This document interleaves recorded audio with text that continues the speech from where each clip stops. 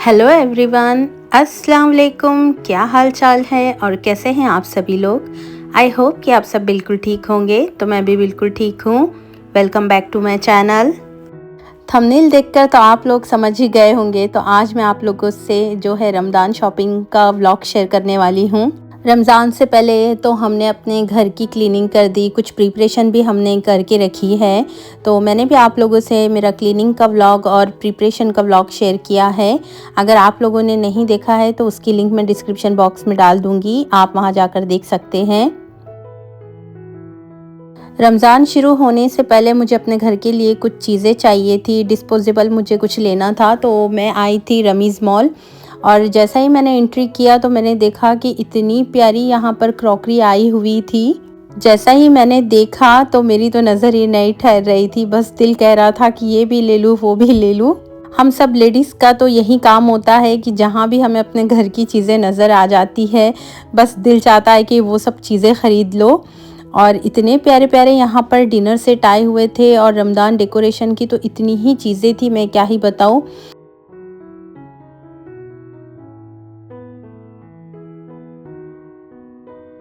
और हर चीज़ अलग अलग मिल रही थी। हम चाहे तो अपनी मर्ज़ी से यहाँ पर डिनर सेट बना कर ले सकते हैं। जैसा कि ये जो प्लेट्स थे इनका प्राइस भी अलग था और ये सेपरेट मिल रही थी। कोई 4 का सेट था, कोई 6 का सेट था। हम अपने मर्ज़ी से हमें जितना चाहे ले सकते हैं। ये बहुत ही प्यारा सेरेमिक का सूप सेट था जो कि मुझे बहुत दिन से चाहिए था। ये 2 इन 1 सेट है, यानी कि हम इसे 2 तरह से यूज़ कर सकते हैं, सूप के लिए भी और शीरखुरमे के लिए भी।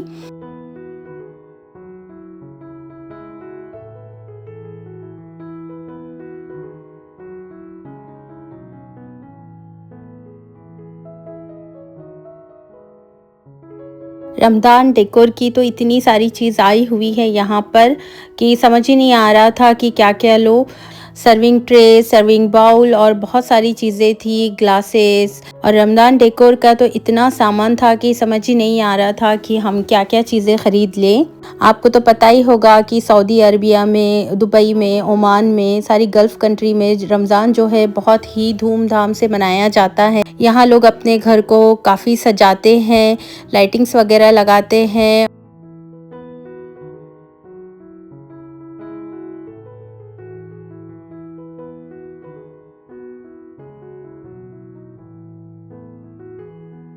जब भी मुझे कोई घर का डेकोरेशन का सामान लेना होता है तो मैं यहाँ ज़रूर चक्कर लगाती हूँ।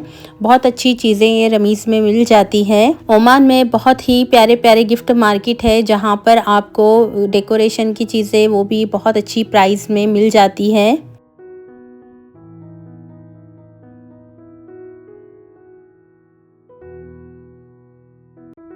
मुझे अपने घर के लिए कारपेट भी देखना था। मैं सोच रही थी कि लिविंग रूम में जो है मैं कारपेट चेंज करूं। तो यहाँ हमने सोचा है कि कारपेट भी देख लेंगे। तो जो जो चीज़ें मुझे चाहिए थी डिस्पोजेबल वगैरह वो सारी चीज़ें मैंने ख़रीद ली। और रमज़ान डेकोर का तो इतना प्यारा यहाँ पर सामान आया हुआ था, लैंटर्न्स वगैरह।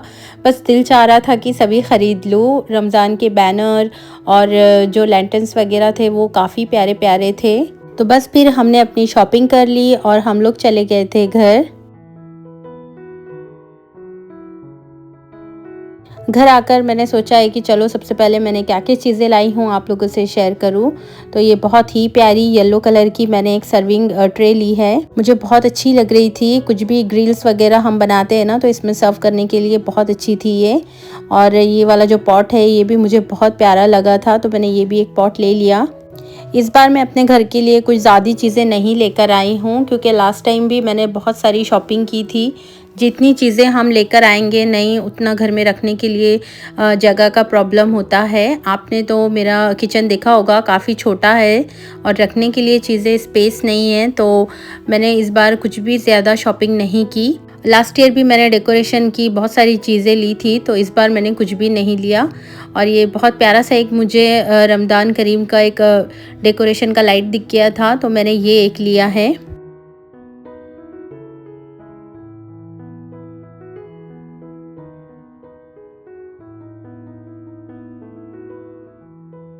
काफ़ी टाइम से ना मुझे इस तरह के क्ले के बाउल चाहिए थे। फिरनी मैं ज़्यादा बनाती हूँ, आपने देखा होगा मेरे व्लॉग में मैं अक्सर खीर फिरनी ज़्यादा बनाती हूँ। तो इस तरह ना फिरनी जब भी हम बनाते हैं तो जो ओरिजिनल क्ले के पॉट होते हैं उसमें रख के सर्व करते हैं तो उसका टेस्ट अलग ही आता है। तो ये भी मुझे मिल गए थे तो मैंने सोचा है कि चलो मैं ये ले लेती हूँ। और मेरे जो किचन का मैट था वो काफ़ी ख़राब हो गया था और मैं जब रमीज़ गई ना तो मुझे बहुत अच्छी ऑफ़र प्राइस में मिला है। मुझे ना इस तरह थोड़ा बड़ा वाला मैट चाहिए था किचन के लिए। किचन मैट तो बहुत सारे मिलते हैं पर कुछ मैट ऐसे होते हैं जिनकी जो ग्रिप है ना वो नीचे से एकदम स्लिपी होती है तो उससे गिरने का भी डर होता है। जब भी मैं किचन मैट लेती हूँ ना तो ये ज़रूर देखती हूँ कि उसकी ग्रिप अच्छी होनी चाहिए।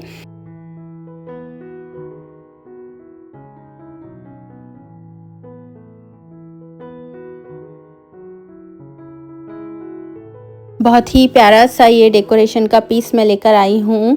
मैंने सोचा है कि इसमें टेबल पर खजूरें वगैरह भी रख कर मैं सर्व कर सकती हूँ। और ये हैंगिंग लैंटर्न्स है जो कि बहुत ही प्यारा है। इसको हम रमज़ान के बाद भी एज अ डेकोरेशन के तौर पर यूज़ कर सकते हैं, जो कि बहुत ही खूबसूरत लग रहा था टेबल पे रखने के बाद।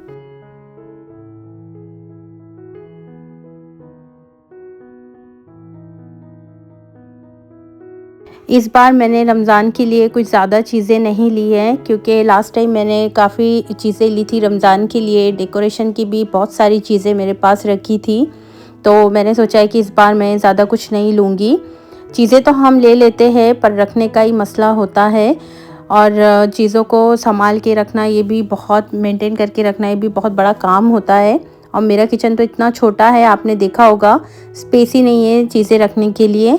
और हम लेडीज़ की तो आदत ही होती है, हम चाहे कितना ही सामान ले लो बस ऐसा लगता है कि कुछ भी सामान नहीं है हमारे किचन में। किचन हो या चाहे कपड़े हो, इस मामले में तो हम सब लेडीज़ एक जैसी ही होती है, चीज़ें कम ही पड़ जाती है हमें।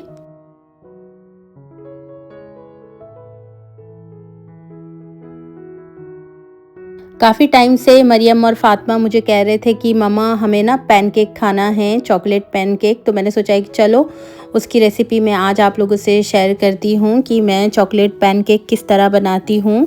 एज़ अ केक भी हम इसे बना सकते हैं, सेम मेथड है। चाहे तो हम इसके पैनकेक बना सकते हैं, चाहे तो हम इसको ओवन में डाल के इसका केक भी बना सकते हैं, बैटर सेम ही रहेगा।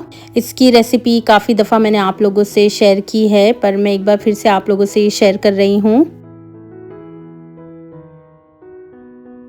जब भी आप बेकिंग करते हो तो सारी चीज़ें ना रूम टेम्परेचर पे होनी चाहिए, जैसे कि अंडा हो गया, बेकिंग पाउडर हो गया और मिल्क भी रूम टेम्परेचर पे होना चाहिए।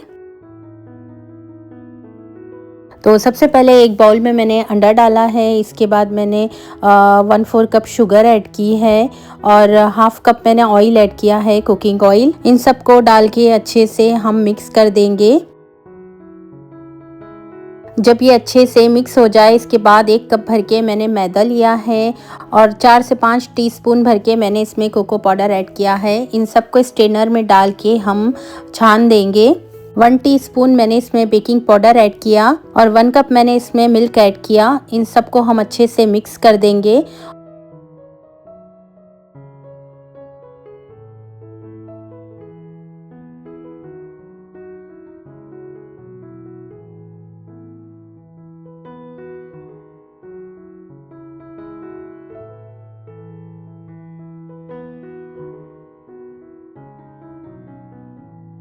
इसकी कंसिस्टेंसी हमें एकदम नॉर्मल रखनी है, ना ज़्यादा पतला ना ज़्यादा गाढ़ा। पैन को मैंने गर्म होने के लिए रख दिया था। जब पैन अच्छे से गर्म हो गई इसके बाद मैं एक एक करके इस तरह से यहाँ पर पैनकेक बनाती जाऊंगी।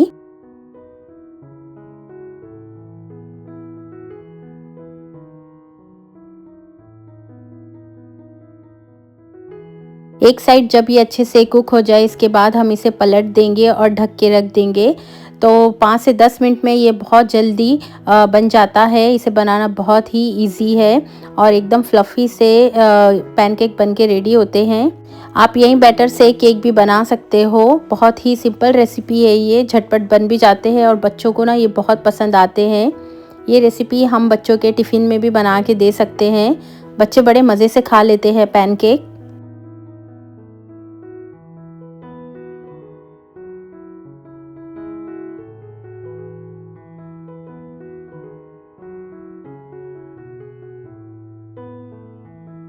एक एक करके मैंने सारे पैनकेक जो है वो रेडी कर दिए थे और इतने ज़बरदस्त किस्म के ये पैनकेक बने थे, मैं क्या ही बताऊँ।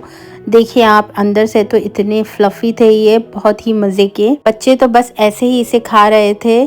बहुत ही डिलीशियस ये बनते हैं, तो आप भी ये ज़रूर ट्राई करना। पैनकेक को थोड़ा और मज़ेदार बनाने के लिए मैंने सोचा है कि मैं थोड़ा सा यहाँ पर चॉकलेट गनाश रेडी करती हूँ। बहुत ही आसानी से घर पे हम चॉकलेट गनाश बना सकते हैं। बच्चे बहुत मज़े से खाते हैं इस तरह, अगर बच्चों को दे दो तो यहाँ पर मैं एक एक करके पैनकेक के ऊपर इस तरह से लगाती जाऊँगी और उसके ऊपर फिर चॉकलेट की लेयर लगाऊंगी और फिर पैनकेक रखूँगी। तो 3-3 का सेट मैंने रेडी किया है। बिल्कुल ये एकदम चॉकलेट केक की तरह ही लग रहा था और इतना मज़ेदार ये बना था। आप भी ये ज़रूर ट्राई करना और मुझे कमेंट करके ज़रूर बताना कि आपको ये रेसिपी कैसी लगी है। अगर आपके पास जेम्स वगैरह है तो आप इसके ऊपर स्प्रिंकल कर सकते हो, तो बच्चों को और भी पसंद आ जाता है।